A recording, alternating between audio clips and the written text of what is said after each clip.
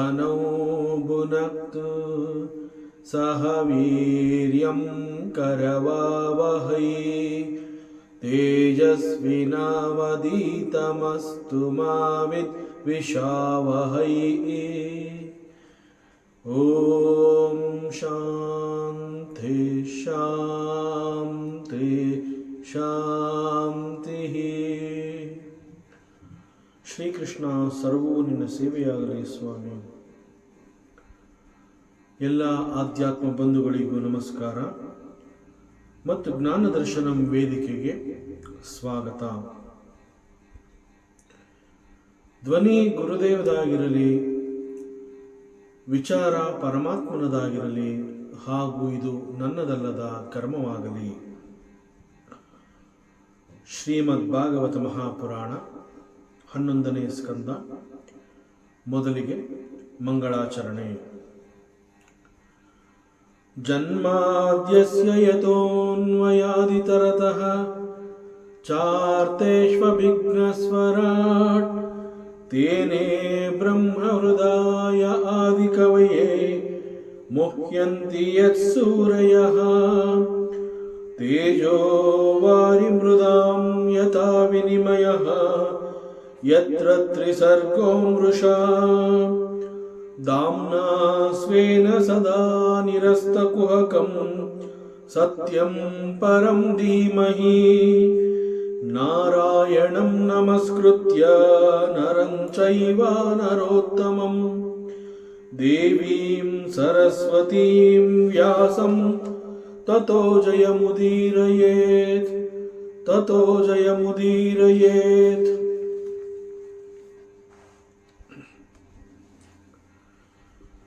ಪರಮಾತ್ಮ ಶ್ರೀಕೃಷ್ಣ ಉದ್ಧವನಲ್ಲಿ ಇರುವಂತಹ ತೀವ್ರವಾದ ಆಸಕ್ತಿಯನ್ನು ಗಮನಿಸಿ ಉದ್ಧವನಿಗೆ ಮತ್ತಷ್ಟು ವಿಚಾರವನ್ನು ತಿಳಿಸಬೇಕು ಅಂತ ಹೇಳಿ ಅವನಿಗೆ ಸತ್ಸಂಗ ಅಂತಂದ್ರೇನು, ಸತ್ಸಂಗದ ಮಹಿಮೆ ಮತ್ತು ಕರ್ಮವನ್ನು ಮಾಡುವಂತಹ ವಿಧಾನ, ನಂತರದಲ್ಲಿ ಕರ್ಮದ ತ್ಯಾಗವನ್ನು ಹೇಗೆ ಮಾಡಬೇಕು ಅನ್ನುವಂತಹ ವಿಧಾನವನ್ನು ಕೂಡ ಪರಮಾತ್ಮ ತಿಳಿಸಿಕೊಡ್ತಾನೆ. So now we are entering into the 12th chapter. ಸತ್ಸಂಗದ ಮಹಿಮೆ, ಕರ್ಮ ಮತ್ತು ಕರ್ಮತ್ಯಾಗ. ಶ್ರೀ ಭಗವಾನ್ ಉವಾಚ ನ ರೋದಯತಿ ಮಾಂ ಯೋಗೋ ನ ಸಾಂಖ್ಯಂ ಧರ್ಮ ಏವ ಚ ನ ಸ್ವಾಧ್ಯಾಯಃ ತಪಃ ತ್ಯಾಗೋ ನೇಷ್ಟಾಪೂರ್ತಂ ನ ದಕ್ಷಿಣಾ ವ್ರತಾನಿ ಯಜ್ಞಾಶ್ಚಂದಾಂಸಿ ತೀರ್ಥಾನಿ ನಿಯಮಾಯಮಾಃ ಯಥಾವರುಂದೇ ಸತ್ಸಂಗಃ ಸರ್ವಸಂಗಾಪಹೋ ಹಿ ಮಾಂ.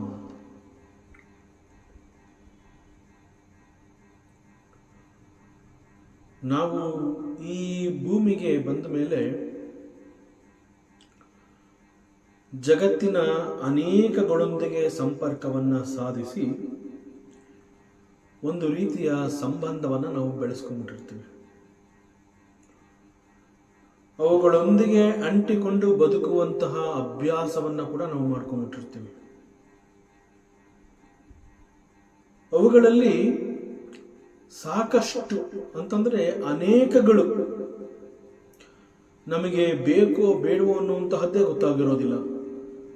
ಆದರೂ ಕೂಡ ಕೇವಲ ಅವುಗಳನ್ನು ನೋಡಿದ ಕೂಡಲೇ ಅವುಗಳಲ್ಲಿ ಆಸಕ್ತಿಯನ್ನು ಬೆಳೆಸಿಕೊಂಡು ಅವು ನನ್ನದಾಗಬೇಕು, ಅವುಗಳು ನನ್ನ ಜೊತೆ ಇರಬೇಕು, ಅವು ನನ್ನದು ಅಂತ ಭಾವಿಸಿ ಅವುಗಳನ್ನು ಪಡೆದು ಅವೆಲ್ಲವುಗಳನ್ನು ನಾವು ಸಂಗ್ರಹ ಮಾಡ್ಕೋತೀವಿ.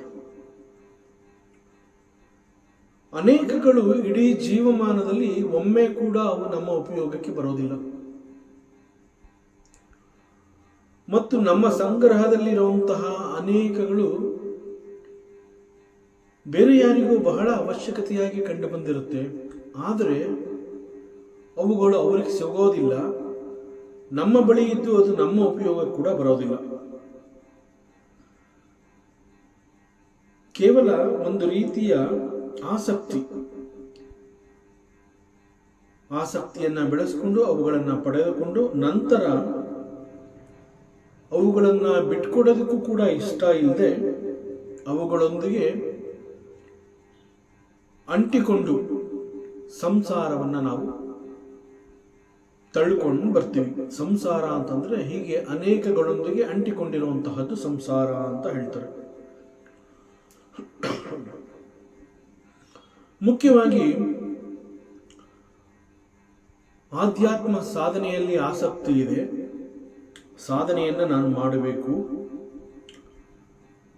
ಸೊ ನಾನಿಲ್ಲಿ ಸಾಧನೆಗೆ ಕುಳಿತಾಗ ಅಂತಂದ್ರೆ ನಾನು ಸಾಧನೆಯಲ್ಲಿ ತೊಡಗಿಸಿಕೊಂಡಾಗ ಹೀಗೆ ಅನೇಕ ವಸ್ತುಗಳೊಂದಿಗೆ ನಾನು ನಂಟುಗಳನ್ನು ಬೆಳೆಸ್ಕೊಂಡ್ಬಿಟ್ಟಿದ್ದೀನಿ. ಆದರೆ ಈಗ ಆಧ್ಯಾತ್ಮ ಜೀವನ ಅಂತ ಹೇಳಿ ಈ ದಿಕ್ಕಿನಲ್ಲಿ ನಾನು ಸ್ವಲ್ಪ ಸಾಧನೆ ಮಾಡಬೇಕು. ಆದರೆ ಇವುಗಳು ಅಡ್ಡಿ ಬರಬಹುದು. ಯಾಕೆಂದ್ರೆ ಅನೇಕಗಳು ನನಗೆ ಯಾವ ರೀತಿಯಿಂದ ಕೂಡ ಉಪಯೋಗಕ್ಕೆ ಬರ್ತಾ ಇಲ್ಲ. ಇಲ್ಲಿವರೆಗೆ ಅವುಗಳನ್ನು ಬಿಟ್ಕೊಡೋದಕ್ಕೂ ಕೂಡ ಮನಸ್ಸಾಗಿಲ್ಲ.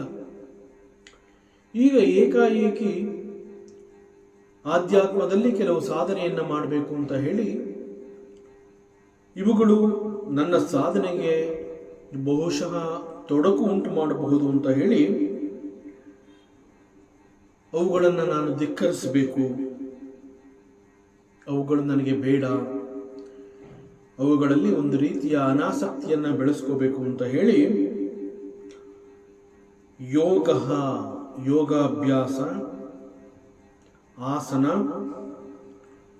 ಇತ್ಯಾದಿ, ಸಾಂಖ್ಯ ಮೆಥಡ್, ಸಾಂಖ್ಯ ವಿಧಾನ, ಧರ್ಮ, ಸ್ವಾಧ್ಯಾಯ, ತಪಸ್ಸು, ತ್ಯಾಗ, ಇಷ್ಟಾಪೂರ್ತ, ದಕ್ಷಿಣ, ವ್ರತ, ಯಜ್ಞ, ವೇದಗಳ ಮಂತ್ರದ ಪಠಣ, ತೀರ್ಥ, ನಿಯಮ, ಯಮ, ಹೀಗೆ ಅನೇಕ ರೀತಿಯಲ್ಲಿ ನನ್ನನ್ನು ನಾನು ತೊಡಗಿಸಿಕೊಂಡು ಈ ನಂಟುಗಳಿಂದ, ಈ ಸಂಸಾರದಿಂದ ನಾನು ತಪ್ಪಿಸ್ಕೋಬೇಕು ಅನ್ನುವಂತಹ ಪ್ರಯತ್ನವನ್ನು ಪಟ್ಟರೂ ಕೂಡ ಈಗ ಸಾಧ್ಯವಾಗ್ತಾ ಇಲ್ಲ. ದಟ್ ಮೀನ್ಸ್ ಈಗಾಗಲೇ ನಾನು ಅನೇಕಗಳೊಂದಿಗೆ ಅಂಟಿಕೊಂಡಿರೋದ್ರಿಂದ ಈಗ ಏಕಾಏಕಿ ಇವುಗಳ ಸಹವಾಸದಿಂದ ದೂರ ಬರಬೇಕು ಅಂತ ಹೇಳಿ ಈ ಬೇರೆ ಬೇರೆ ಸಾಧನೆಯಲ್ಲಿ ನಾನು ತೊಡಗಿಸಿಕೊಂಡ್ರು ಕೂಡ it is not that easy, it is not possible. In fact ಯಜ್ಞ, ತಪಸ್ಸು, ಧ್ಯಾನ, ಪ್ರಾರ್ಥನೆ, ಸತ್ಕರ್ಮ ಇವೆಲ್ಲ ಒಳ್ಳೆಯ ಆಚರಣೆಗಳೇ. There is no doubt about it. ಆದರೆ ಇದು ಯಾವುದರಿಂದ ಕೂಡ ಪರಮಾತ್ಮನನ್ನು ಹೊಂದೋದಕ್ಕೆ ಸಾಧ್ಯ ಇಲ್ಲ. ಪರಮಾತ್ಮನೇ ಉದ್ದವನಿಗೆ ಹೇಳ್ತಾ ಇದ್ದಾನೆ, ಒಬ್ಬ ಸಾಧಕ ಹೀಗೆ ಅನೇಕಗಳೊಂದಿಗೆ ಸಂಬಂಧವನ್ನು ಬೆಳೆಸಿಕೊಂಡು ನಂತರ ಸಾಧನೆಯಲ್ಲಿ ನಾನು ತೊಡಗ್ತೀನಿ ಅಂತ ಹೇಳಿ ಅವುಗಳೆಲ್ಲವನ್ನ ನಾನು ಬಿಟ್ಟುಬಿಡ್ತೀನಿ ಅಂತ ಹೇಳಿ ಬೇರೆ ಬೇರೆ ವಿಧಾನಗಳನ್ನು ಅನುಸರಿಸಿ ಯೋಗ, ಸಾಂಖ್ಯ, ಧರ್ಮ, ಸ್ವಾಧ್ಯಾಯ, ತಪಸ್ಸು, ಧ್ಯಾನ ಹೀಗೆ ಅನೇಕ ಸಾಧನೆಗಳಲ್ಲಿ ತನ್ನನ್ನು ತಾನು ಗುರುತಿಸಿಕೊಂಡ್ರೂ ಕೂಡ ಅವನಿಗೆ ನಾನು ಸಿಗೋದಿಲ್ಲ ಅಂತ ಪರಮಾತ್ಮ ಹೇಳ್ತಾ ಇದ್ದಾನೆ.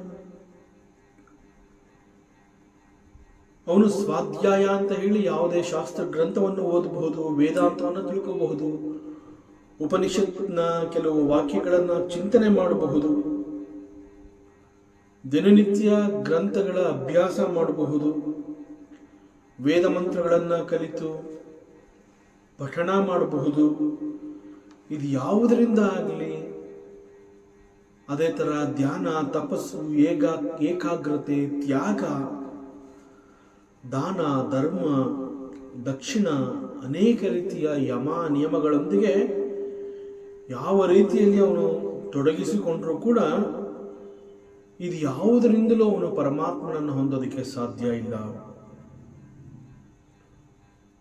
ಮತ್ತು ಇವುಗಳು ಮಾಡೋದ್ರಿಂದ, ಇವುಗಳೆಲ್ಲವನ್ನ ಆಚರಣೆಗೆ ತಂದುಕೊಂಡು ಅವುಗಳನ್ನು ಅನುಸರಿಸುವುದರಿಂದ ಆಗುವಂತಹ ಮ್ಯಾಕ್ಸಿಮಮ್ ಬೆನಿಫಿಟ್, ಇವುಗಳನ್ನು ಅನುಸರಿಸೋದ್ರಿಂದ ಅವನಿಗೆ ಭಗವಂತ ಸಿಗೋದಿಲ್ಲ, ಬಟ್ ದ ಮ್ಯಾಕ್ಸಿಮಮ್ ಬೆನಿಫಿಟ್ ಅವನಿಗೇನು ಅಂತಂದರೆ ಬದುಕಿನಲ್ಲಿ ಒಂದು ರೀತಿಯ ಶಿಸ್ತು, ಸಂಯಮ, ಶಾಂತಿ, ನೆಮ್ಮದಿ, ತೃಪ್ತಿ, ಮನಃಶುದ್ಧಿ ಇತ್ಯಾದಿ ಪ್ರಯೋಜನಗಳನ್ನು ಅವನು ಪಡ್ಕೋಬಹುದು. But he will not get the paramatma. ಭಗವಂತನನ್ನು ಹೊಂದಬೇಕು, ಸಾಕ್ಷಾತ್ಕಾರ ಮಾಡ್ಕೋಬೇಕು, ಆತ್ಮನನ್ನು ನೋಡಬೇಕು, ಆತ್ಮ ವಿಚಾರವನ್ನು ತಿಳ್ಕೋಬೇಕು, ಆತ್ಮ ಜ್ಞಾನವನ್ನು ಗಳಿಸ್ಕೋಬೇಕು ಅಂತಂದರೆ ಅದಕ್ಕಿರೋಂತಹದ್ದು ಒಂದೇ ಒಂದು ಉಪಾಯ, the only way, the one and only way, that is ಸತ್ಸಂಗ. ವೈ ಸತ್ಸಂಗ ಈಸ್ ಸೋ ಪವರ್ಫುಲ್? ಬಿಕಾಸ್ ಒಂದು ಸತ್ಸಂಗ ಅಂತ ಹೇಳಿದಾಗ ಅಲ್ಲಿ ಅನೇಕ ಮಹನೀಯರುಗಳು ಬಂದಿರ್ತಾರೆ ಮತ್ತು ಅಲ್ಲಿ ಒಬ್ಬ ನುರಿತ ಗುರು, ಒಬ್ಬ ಆಚಾರ್ಯ ಆತ್ಮವಿಚಾರವನ್ನು ತಿಳಿಸಿಕೊಡುವಂತಹ ಸಂದರ್ಭದಲ್ಲಿ ಅವನ ಅನೇಕ ಅನುಭವಗಳನ್ನು ನಮಗೆ ತಿಳಿಸ್ಕೊಡ್ತಾನೆ. ಆಗ ನಮ್ಮಲ್ಲಿರುವಂತಹ ಸಾಕಷ್ಟು ಸಂಶಯಗಳು ನಿವಾರಣೆ ಆಗುತ್ತೆ. ತನ್ನ ಅನುಭವಗಳನ್ನು ಅವನು ಹಂಚ್ಕೋಬೇಕಾದ್ರೆ ನಮ್ಮ ಅನೇಕ ಸಂಶಯಗಳು ಕೂಡ ನಿವಾರಣೆ ಆಗುತ್ತೆ. ಸೊ ಸತ್ಸಂಗದ ಆಸಕ್ತಿ ಅಂತಂದರೆ ಅದು ಇತರ ಲೌಕಿಕ ಎಲ್ಲ ರೀತಿಯ ಬೇರೆ ಆಸಕ್ತಿಗಳು ನಾಶವಾಗುವಂತೆ ಮಾಡುತ್ತೆ. That is the power of ಸತ್ಸಂಗ. ಲೋಕದ ಇತರ ಆಸಕ್ತಿಗಳು ನಾಶವಾದ ಕಾರಣದಿಂದ ಆ ಭಕ್ತ ಅಥವಾ ಸಾಧಕನಿಗೆ ನನ್ನಲ್ಲಿ ಮತ್ತಷ್ಟು ಭಕ್ತಿಯನ್ನು ಬೆಳೆಸ್ಕೊಳ್ಳೋದಕ್ಕೆ ಸಾಧ್ಯವಾಗುತ್ತೆ. ಭಕ್ತಿ ಹೆಚ್ಚಾಗತ್ತೆ ಅವನಿಗೆ. ಕ್ರಮೇಣ ಅವನು ನನ್ನನ್ನು ಹೊಂದುತ್ತಾನೆ. ಇದಕ್ಕೆ ಮುಖ್ಯ ಕಾರಣ ಏನು ಅಂತಂದರೆ ಅವನು ಸತ್ಸಂಗಕ್ಕೆ ಬಂದಿದ್ದು. ಸತ್ಸಂಗದಲ್ಲಿ ಆದಂತಹ ಪರಿವರ್ತನೆ, ಬದಲಾವಣೆ. ಸೊ ಸತ್ಸಂಗದಲ್ಲಿ ಯಾವ ರೀತಿಯ ಬದಲಾವಣೆ ಆಗತ್ತೆ ಅಂತಂದರೆ ಲೋಕದ ಅನೇಕ ಆಸಕ್ತಿಗಳನ್ನು ಈ ಸತ್ಸಂಗದ ಆಸಕ್ತಿ ಎನ್ನುವಂತಹದ್ದು ನಾಶ ಮಾಡುತ್ತೆ. So this is the power of satsang. So ಸತ್ಸಂಗದಿಂದ ಕ್ರಮೇಣ ಅವನು ಭಗವಂತನನ್ನು ಹೊಂದುತ್ತಾನೆ. ಸತ್ಸಂಗ ಏನು ಮಾಡುತ್ತೆ ಅಂತ ಅನೇಕರ ಪ್ರಶ್ನೆ. ಸತ್ಸಂಗಕ್ಕೆ ಹೋಗೋದ್ರಿಂದ ಆಗುವಂತಹ ಉಪಯೋಗ ಆದರೂ ಏನು? ಸತ್ಸಂಗ ಸರ್ವಸಂಗಾಪಹೋ ಹಿ ಮಾಂ. Satsang is the only sangha which can eliminate all the other ಸಂಘಾಸ್. ನಾವು ಜಗತ್ತಿನೊಂದಿಗೆ ಅಂಟಿಸಿಕೊಂಡಿರುವಂತಹ ಅನೇಕ ಸಂಬಂಧಗಳನ್ನು ಅದು ಕಿತ್ತಿ ಎಸೆಯುತ್ತೆ, ನಾಶ ಮಾಡುತ್ತೆ. ಒಂದು ಕಡೆ ಆಚಾರ್ಯ ಶಂಕರರು ತಮ್ಮ ಭಜಗೋವಿಂದಂನಲ್ಲಿ ಅದನ್ನೇ ಹೇಳಿದ್ದಾರೆ. ಸತ್ಸಂಗತ್ವೇ ನಿಸ್ಸಂಗತ್ವಂ, ನಿಸ್ಸಂಗತ್ವೇ ನಿರ್ಮೋಹತ್ವಂ, ನಿರ್ಮೋಹತ್ವೇ ನಿಶ್ಚಲತತ್ವಂ, ನಿಶ್ಚಲತತ್ವೇ ಜೀವನ್ಮುಕ್ತಿ. ಜೀವನ್ಮುಕ್ತಿಯನ್ನು ಹೊಂದಬೇಕು ಅಂತಂದರೆ ದಿ ಸ್ಟಾರ್ಟಿಂಗ್ ಪಾಯಿಂಟ್ ಈಸ್ ಸತ್ಸಂಗ. ಸತ್ಸಂಗ ಪ್ರಾರಂಭವಾಯಿತು ಅಂತಂದರೆ ಕ್ರಮೇಣ ಅವನಲ್ಲಿ ಅನೇಕ ಬದಲಾವಣೆಗಳನ್ನು ನೋಡಬಹುದು. ಸೊ ಈ ರೀತಿಯಲ್ಲಿ ಸತ್ಸಂಗ ಇಸ್ ವೆರಿ ಪವರ್ಫುಲ್.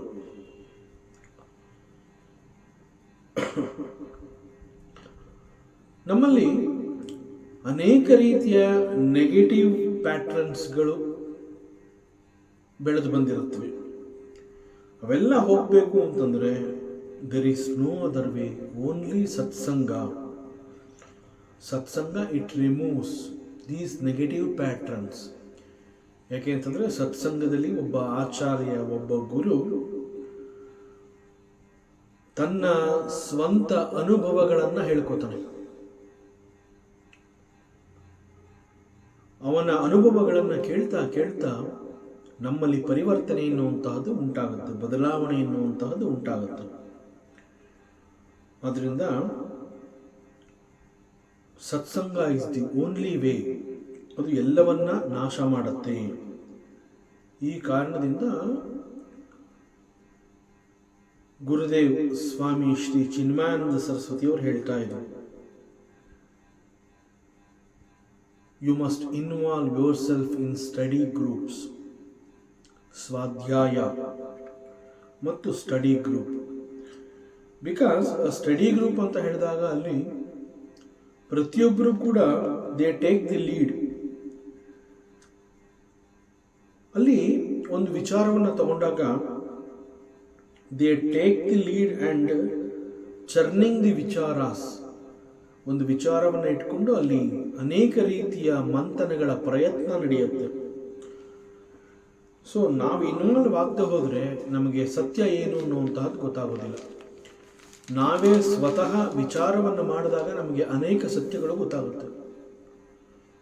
ನಾವು ಇನ್ವಾಲ್ವ್ ಆಗದೆ ಹೋದರೆ ಯಾರೋ ಒಬ್ಬರು ಅವ್ರು ಹಂಗೆ ಹೇಳಿದ್ದಾರೆ, ಇವ್ರು ಹಿಂಗೆ ಹೇಳಿದ್ದಾರೆ,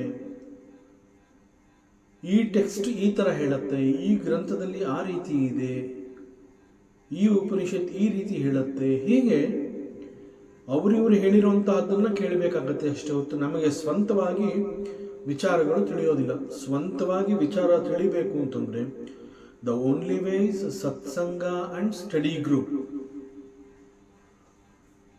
ಸೊ ಅದರಿಂದ ಇದಕ್ಕೆಲ್ಲ ಕಾರಣ ಏನು ಅಂತಂದರೆ ಈ ಸತ್ಸಂಗದಿಂದ ಉಂಟಾದಂತಹ ಆಸಕ್ತಿ ನಮ್ಮನ್ನು ಹೆಚ್ಚು ಹೆಚ್ಚು ಅಧ್ಯಯನಶೀಲರನ್ನಾಗಿ ಮಾಡುತ್ತೆ. ಸೊ ಹೀಗೆ ನಮಗೆ ಗೊತ್ತಿರುವಂತಹ ವಿಚಾರವನ್ನು ಸಾಕಷ್ಟು ಮಂಥನ ಮಾಡಿಕೊಂಡಾಗ it is possible for us to know the truth, ಒಂದು ಸತ್ಯ ಏನು ಅನ್ನುವಂತಹದ್ದು ಗೊತ್ತಾಗುತ್ತೆ. ಅದರಿಂದ satsang and study group is very important for a ಸಾಧಕ.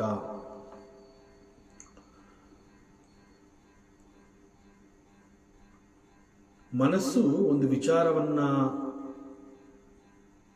ಮನನ ಮಾಡೋದಕ್ಕೆ ಪ್ರಾರಂಭ ಮಾಡಿದಾಗ ಕಾಂಟಂಪ್ಲೇಷನ್ ಅಂತ ಹೇಳ್ತೀವಿ, ಒಂದು ಚಿಂತನೆ ಮಂಥನ ಇವೆಲ್ಲ ಮನಸ್ಸಿನಲ್ಲಿ ನಡೆಯುತ್ತೆ. ಆಗ ಶಾಸ್ತ್ರ ಗ್ರಂಥಗಳಲ್ಲಿ ಏನು ಹೇಳಿದೆ, ಉಪನಿಷತ್ನಲ್ಲಿ ಏನು ಹೇಳಿದೆ, ಆ ಹೇಳಿರುವಂತಹದ್ದು ಸತ್ಯವಾ ಮತ್ತು ಅದು ಸತ್ಯವಾದ ಪಕ್ಷದಲ್ಲಿ ಅದನ್ನು ನಾನು ನನ್ನ ಬದುಕಿನಲ್ಲಿ ಅಡಾಪ್ಟ್ ಮಾಡ್ಕೋಬಹುದು ಅನ್ನುವಂತಹ ಒಂದು ಧೈರ್ಯವನ್ನು ಕೂಡ ಅದು ಕೊಡುತ್ತೆ. ಈ ರೀತಿ ಇನ್ವಾಲ್ವ್ ಆದಾಗಲೇ it is possible for us to take U turn ಅಂತಂದರೆ ಅಂತರ್ಮುಖಿ ಅಂತ ಹೇಳ್ತಾರೆ. ನಾವು ಅಂತರ್ಮುಖಿ ಆಗುವುದಕ್ಕೆ ಸಾಧ್ಯವಾಗುತ್ತೆ. It is all because of the satsang. ಆದ್ದರಿಂದ ಸರ್ವಸಂಗೇಪಹೋ ಹಿಮಾಂ, ಸತ್ಸಂಗ ಅನ್ನುವಂತಹದ್ದು ಲೋಕದಲ್ಲಿ ನಾವು ಅಂಟಿಸಿಕೊಂಡಿರುವಂತಹ ಇತರ ಎಲ್ಲ ಸಂಘಗಳನ್ನು ಅದು ನಾಶ ಮಾಡುತ್ತೆ.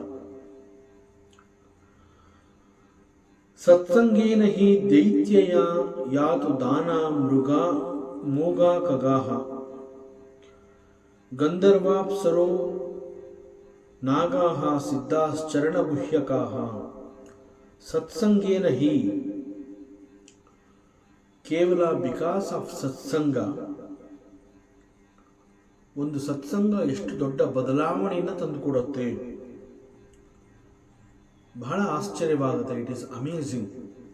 ಒಂದು ಸತ್ಸಂಗಕ್ಕೆ ಅಷ್ಟು ಶಕ್ತಿ ಇದೆ ಅನ್ನುವಂತಹದ್ದು ತಿಳಿದು ಬರುತ್ತೆ. ಒಂದು ಸತ್ಸಂಗದಲ್ಲಿ ಭಾಗಿಯಾದ ಕಾರಣ ಅನೇಕ ದೈತ್ಯರು ಕೂಡ ತಮ್ಮ ಮೆಥಡ್, ತಮ್ಮ ಬದುಕುವ ರೀತಿಯನ್ನು ಬದಲಾಯಿಸಿಕೊಳ್ಳೋದಕ್ಕೆ ಸಾಧ್ಯವಾಯಿತು ಅನ್ನುವಂತಹದ್ದನ್ನು ನಾವು ಅನೇಕ ಪುರಾಣಗಳಲ್ಲಿ ನೋಡಬಹುದು.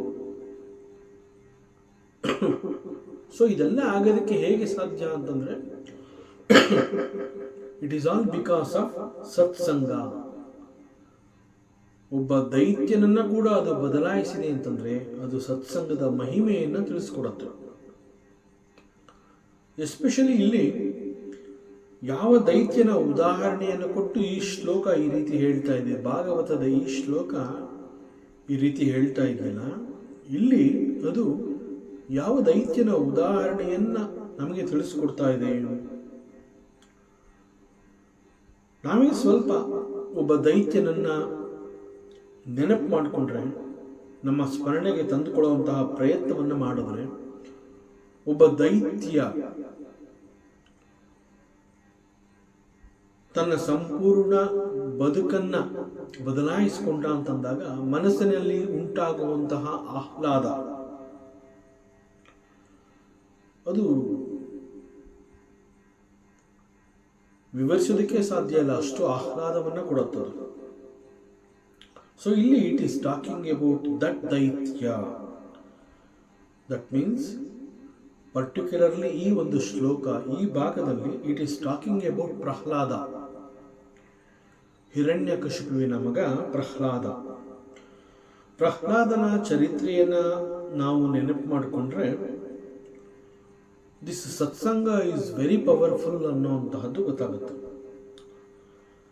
ಸೊ ದಿ ಸತ್ಸಂಗ ಆಫ್ ಪ್ರಹ್ಲಾದ ವಿತ್ ನಾರದ ಮಹಾಮುನಿ, ಅದು ಕೂಡ ಪ್ರಹ್ಲಾದ ಜನ್ಮ ತಾಳುವುದಕ್ಕೆ ಮುಂಚೆ ಪ್ರಾರಂಭವಾದಂತಹ ಸತ್ಸಂಗ. ದಟ್ ಮೀನ್ಸ್ ಪ್ರಹ್ಲಾದ ಗರ್ಭದಲ್ಲಿದ್ದಾಗಲೇ ನಾರದ ಮುನಿಗಳ ಸತ್ಸಂಗದಲ್ಲಿ ಭಾಗಿಯಾಗ್ತಾ ಇದ್ದ. ಅನೇಕ ಉಪದೇಶಗಳನ್ನು ನೇರವಾಗಿ ನಾರದ ಮುನಿಗಳಿಂದ ಅವನು ತಿಳ್ಕೊಂಡ. ಸೊ ಇಲ್ಲಿ ಗರ್ಭಾವಸ್ಥೆಯಲ್ಲಿದ್ದಾಗಲೇ ಪ್ರಹ್ಲಾದ ಇವೆಲ್ಲವನ್ನ ತಿಳ್ಕೊಂಡ ಅಂತಂದ್ರೆ, ದಿ ಸತ್ಸಂಗ ಬದಲಾವಣೆ ಉಂಟು ಮಾಡಿರುವಂತಹದ್ದು ಅವನ ಜನ್ಮವಾದ ನಂತರದಲ್ಲ, ಜನ್ಮ ತಾಳುವ ಮುಂಚೆನೆ ಅವನಲ್ಲಿ ಬದಲಾವಣೆ ಎನ್ನುವಂತಹದ್ದು ಪ್ರಾರಂಭವಾಗುವುದಕ್ಕೆ ಕಾರಣವಾಯಿತು. That is the power of ಸತ್ಸಂಗ. ಒಂದು ಕಡೆ ಗೀತೆನಲ್ಲಿ ಪರಮಾತ್ಮ ಹೇಳ್ತಾನೆ, ಮೋಘಾಶ ಮೋಘ ಕರ್ಮಣಃ ಮೋಘ ಜ್ಞಾನ ವಿಚೇತಸಃ. ರಾಕ್ಷಸಿ ಗುಣ ಅನ್ನುವಂತಹದ್ದು ಅವನಲ್ಲಿರುವಂತಹ ಸ್ವಭಾವವನ್ನು ಕುರಿತು ಹೇಳ್ತಾ ಇರುವಂತಹದ್ದು. ಸೊ ಯಾರಲ್ಲಿ ಇಂತಹ ಗುಣಗಳಿರುತ್ತೆ, ದೇ ಆರ್ ಕಾಲ್ಡ್ ದಿ ರಾಕ್ಷಸಾಸ್. ಒಬ್ಬ ಜೀವ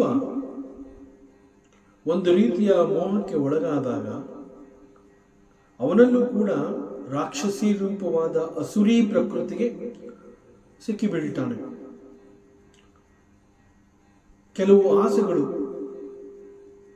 ಬಿಕಾಸ್ ಆಫ್ ದಿಸ್ ರಾಕ್ಷಸಿ ಪ್ರಕೃತಿ, ಅವನು ಕೆಲವು ಆಸೆಗಳನ್ನು ವ್ಯಕ್ತಪಡಿಸ್ತಾನೆ.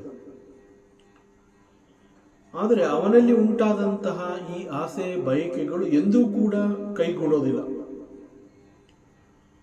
ಇನ್ ಸ್ಪೈಟ್ ಆಫ್ ದಟ್, ಮೋಹದ ಕಾರಣದಿಂದ ಅವನಿಗೆ ಆಸೆಯ ಬಲೆಯಿಂದ ಈಚೆ ಬರೋದಕ್ಕಾಗೋದಿಲ್ಲ. ಸೊ ದಿಸ್ ಈಸ್ ಕಾಲ್ಡ್ ವ್ಯರ್ಥವಾದ ಆಸೆ. ದಿಸ್ ಆಸೆ ವಿಲ್ ನೆವರ್ ಫುಲ್ಫಿಲ್. ವ್ಯರ್ಥವಾಗದೇ ಇರುವಂತಹ ವ್ಯರ್ಥವಾದಂತಹ ಆಸೆಗಾಗಿ ಅನೇಕ ರೀತಿಯ ವ್ಯರ್ಥವಾದ ಕರ್ಮಗಳಲ್ಲಿ ಪಾಲ್ಗೊಳ್ತಾನೆ. ಕೆಲವು ಕರ್ಮಗಳನ್ನು ಅವನು ಮಾಡುವಂತಹ ಅವಶ್ಯಕತೆಗಳೇ ಇಲ್ಲ, ಆದರೂ ಕೂಡ ಆ ಕರ್ಮಗಳಲ್ಲಿ ಭಾಗಿಯಾಗ್ತಾನೆ.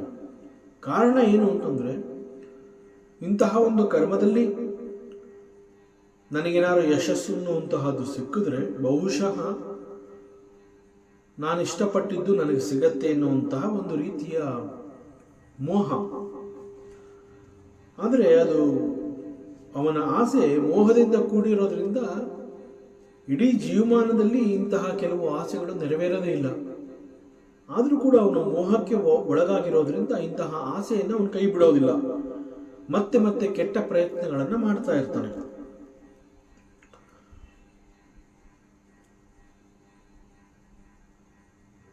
ಕೆಲವು ಎಕ್ಸ್ಪೆಕ್ಟೇಷನ್ಸ್ ಇರುತ್ತೆ. ಆ ಎಕ್ಸ್ಪೆಕ್ಟೇಷನ್ಸ್ ಇಟ್ಕೊಂಡು ಕೆಲವು ಕರ್ಮಗಳನ್ನು ಮಾಡ್ತಾರೆ. Expectation is very high. ಬಹಳ ದೊಡ್ಡ ದೊಡ್ಡ expectations. It is so extraordinary. ಸಾಮಾನ್ಯವಾದದ್ದಲ್ಲ. ಬಹಳ ದೊಡ್ಡ ದೊಡ್ಡ ಆಸೆಗಳನ್ನು ಇಟ್ಕೊಂಡಿರ್ತಾರೆ. ಆದರೆ ಅವರು ಮಾಡುವಂತಹ ಕರ್ಮಗಳು, ಅವ್ರು ಏನು ಎಕ್ಸ್ಪೆಕ್ಟೇಷನ್ ಇಟ್ಕೊಂಡಿರ್ತಾರೆ ಆ ಎಕ್ಸ್ಪೆಕ್ಟೇಷನ್ ಅನ್ನು ಅದು ಮುಟ್ಟೋದಕ್ಕೆ ಸಾಧ್ಯವಾಗುವುದಿಲ್ಲ. ಇಂತಹದನ್ನು ವ್ಯರ್ಥವಾದ ಕರ್ಮ ಅಂತ ಹೇಳ್ತಾರೆ. So expectation is very high. ಉದಾಹರಣೆಗೆ ಅನೇಕರಿಗೆ ಒಂದು ರೀತಿಯ ಆಸೆ ಇರುತ್ತೆ. ಯಾರಿಗೆ ತಾನೇ ಶ್ರೀರಾಮಚಂದ್ರನಂತಹ ಮಗ ಬೇಡ, ಯಾರಿಗೆ ತಾನೇ ಶ್ರೀಕೃಷ್ಣನಂತಹ ಮಗ ಬೇಡ, ಪ್ರಹ್ಲಾದನಂತಹ ಮಗ ಬೇಡ. ಎಲ್ಲರಿಗೂ ಆಸೆ ಇರುತ್ತೆ, ನನಗೂ ಕೂಡ ರಾಮಚಂದ್ರನಂತಹ ಮಗ ಹುಟ್ಲಿ, ಕೃಷ್ಣನಂತಹ ಮಗ ಹುಟ್ಲಿ, ಪ್ರಹ್ಲಾದನಂತಹ ಮಗ ಹುಟ್ಲಿ ಅಂತ ಆಸೆ ಇರುತ್ತೆ. ಆದರೆ ವಾಟ್ ಈಸ್ ದೇರ್ ಎಫರ್ಟ್ಸ್? ಅದಕ್ಕಾಗಿ ಅವ್ರು ಏನು ಮಾಡಿದ್ದಾರೆ? ಮೋಘಕರ್ಮಣ, ಗರ್ಭಾವಸ್ಥೆಯಲ್ಲಿ ಏನಾದರೂ ಶ್ರವಣ, ಆತ್ಮನ ವಿಚಾರವನ್ನು ತಿಳ್ಕೊಳ್ಳುವಂತಹ ಪ್ರಯತ್ನವನ್ನು ಅವ್ರು ಮಾಡಿದ್ರ? ಅದ್ಯಾವುದು ಮಾಡೇ ಇಲ್ಲ. It is only mogha, asha. But ಅದಕ್ಕೆ ತಕ್ಕಂತಹ ಒಂದು ಒಳ್ಳೆಯ ಎಫರ್ಟ್ಸ್ ಅನ್ನುವಂತಹದ್ದು ಅವ್ರು ಯಾವತ್ತೂ ಹಾಕೇ ಇಲ್ಲ.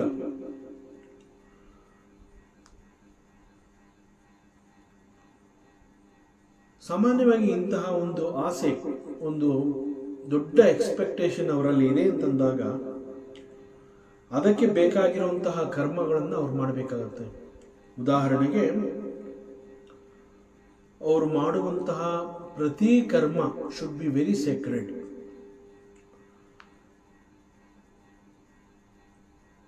ಅಂತಂದ್ರೆ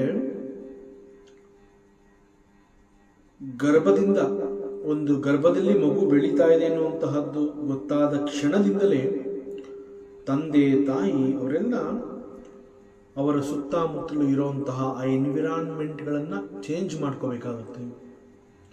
ಅದಕ್ಕೆ ಬೇಕಾದಂತಹ ಪರಿಣಾಮಕಾರಿಯಾಗಿರುವಂತಹ ಭಗವಂತನ ವಿಚಾರಗಳನ್ನು, ಆತ್ಮ ವಿಚಾರಗಳನ್ನು, ಪುರಾಣಗಳನ್ನು, ಸತ್ಸಂಗ, ಒಬ್ಬ ಸದ್ಗುರುವಿನ ಸೇವೆ, ಇವೆಲ್ಲವುಗಳಲ್ಲಿ ತಮ್ಮನ್ನು ತಾವು ತೊಡಗಿಸ್ಕೋಬೇಕಾಗುತ್ತೆ. They have to perform so many rituals like ಯಜ್ಞ, ಹೋಮ, ಯಾಗ ಇತ್ಯಾದಿಗಳನ್ನು ಮಾಡಬೇಕಾಗುತ್ತೆ. ಆದರೆ ಇದು ಯಾವುದೂ ಇಲ್ಲ.